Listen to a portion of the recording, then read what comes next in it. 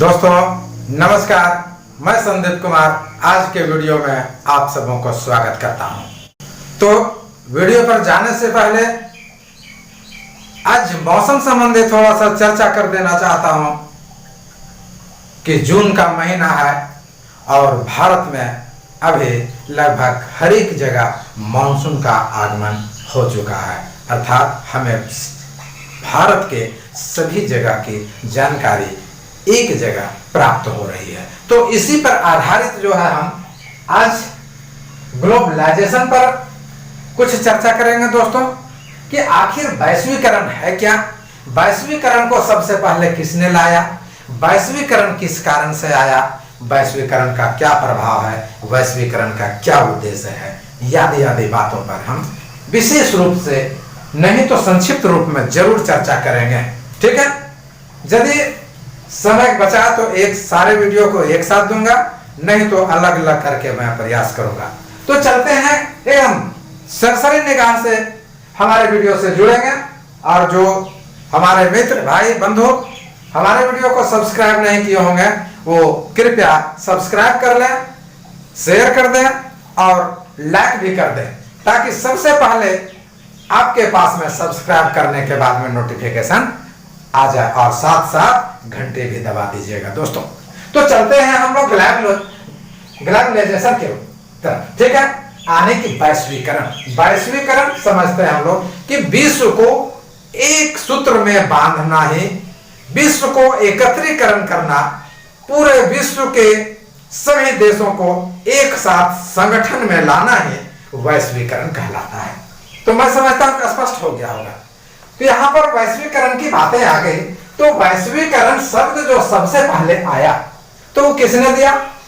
वो वैश्वीकरण शब्द, जो वैश्वीकरण शब्द सबसे पहले आया वो लाने वाले हमारे कौन थे? थियोडोर लेविड महोदय। तो कब लाए इन्होंने?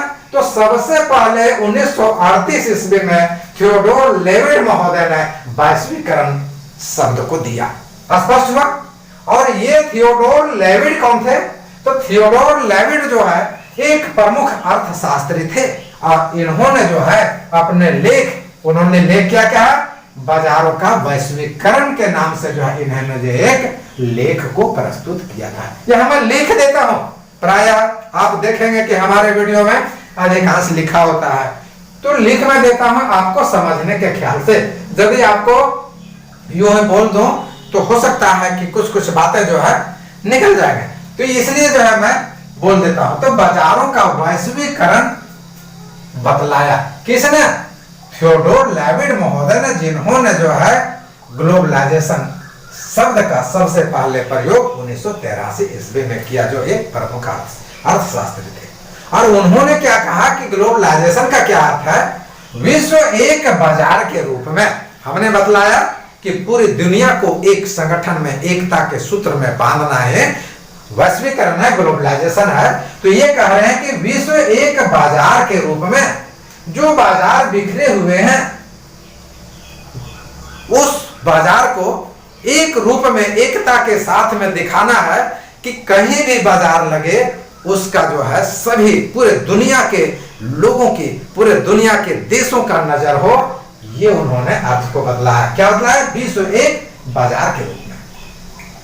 अब ग्लोबलाइजेशन के बारे में क्या है कि विश्व के देशों के बीच संपन्न होने वाले व्यापारिक को, एकदम ध्यान से देखेंगे, विश्व के देशों के बीच, विश्व में जितने भी देश हैं सब देशों की चर्चा हो रही है, तो विश्व के देशों के बीच संपन्न होने वाले, क्या चीज?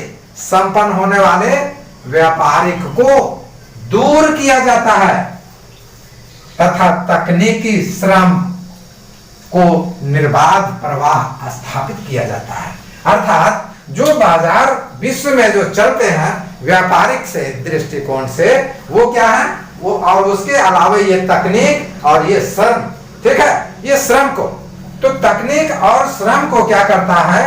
हमारा टेक्निक और लेबर को वो गति प्रदान करता है और इसमें जो है रुकने का काम नहीं करता है, अर्थात व्यापार को पूरे विश्व में फैलाने का काम करता है। स्पष्ट हुआ होगा?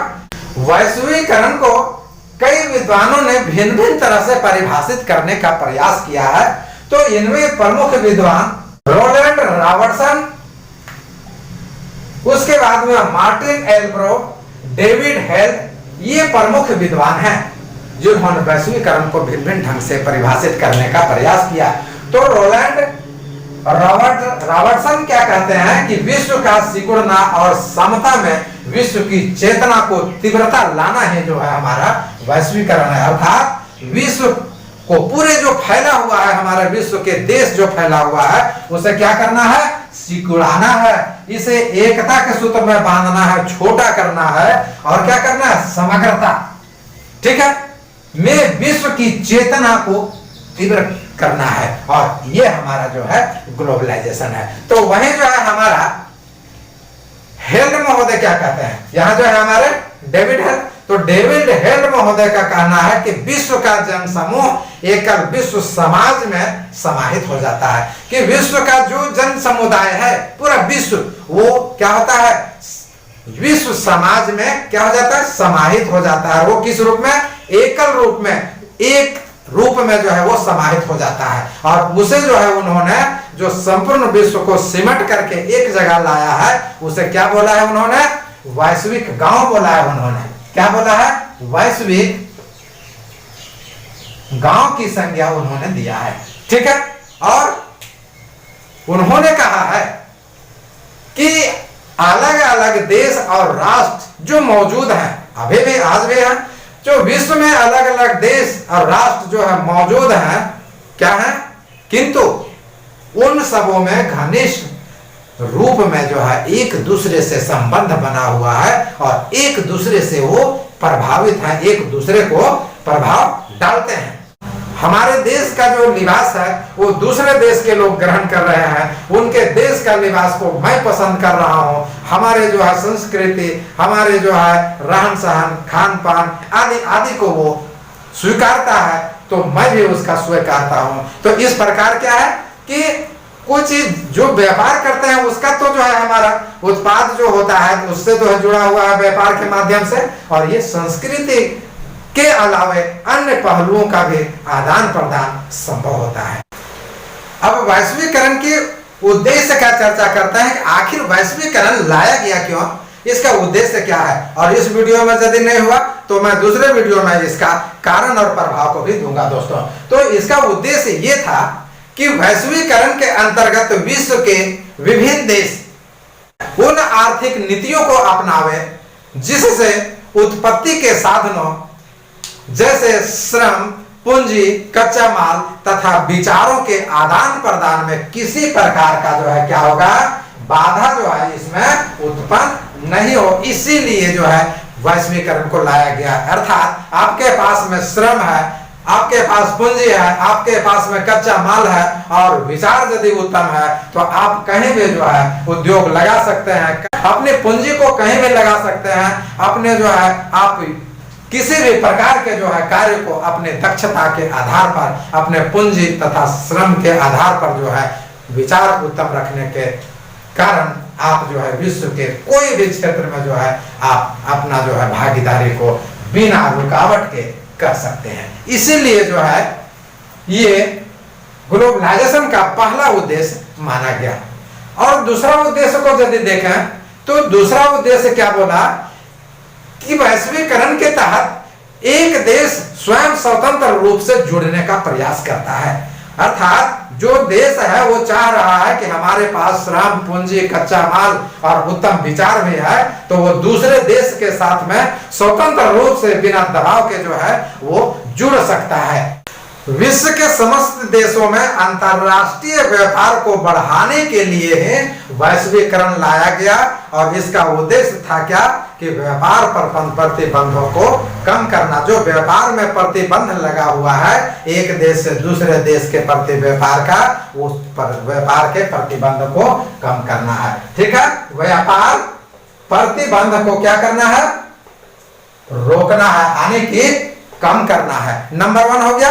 नंबर 2 यदि देखें तो वो है हमारा विदेशियों के बीच, अर्थात एक देश से दूसरे देश, हमारे देश के जो है दूसरे देश विदेश हो, तो विभिन्न देशों के बीच दूसरा उद्देश्य को देख रहे हैं कि विभिन्न उद्देश्यों के बीच श्रम, पूंजी, तकनीकी तथा कच्चे माल का जो है हम बेरोक टोक जो है उसमें गति ला सकते हैं, उसमें प्रवाह ला सकते हैं। तो इसके बाद देखें कि सूचना प्रौद्योगिकी के अति आधुनिक एवं परंपरागत साधनों का उपयोग करते हुए, तो सूचना प्रौद्योगिकी का अति आधुनिक परंपरागत उपयोग क्या है कि सूचनाओं को, आंकड़ों को, उसके ज्ञान को तथा विचारधाराओं का स्वतंत्र रूप से जो है पूरे विश्व में जो है प्रवाह करना है और पूरे विश्व को एक वैश्विक ग्राम का जो है रूप में उसे नामित करना है, वैश्विक ग्राम की संज्ञा देना है। ये इसका जो है वैश्वीकरण का उद्देश्य था।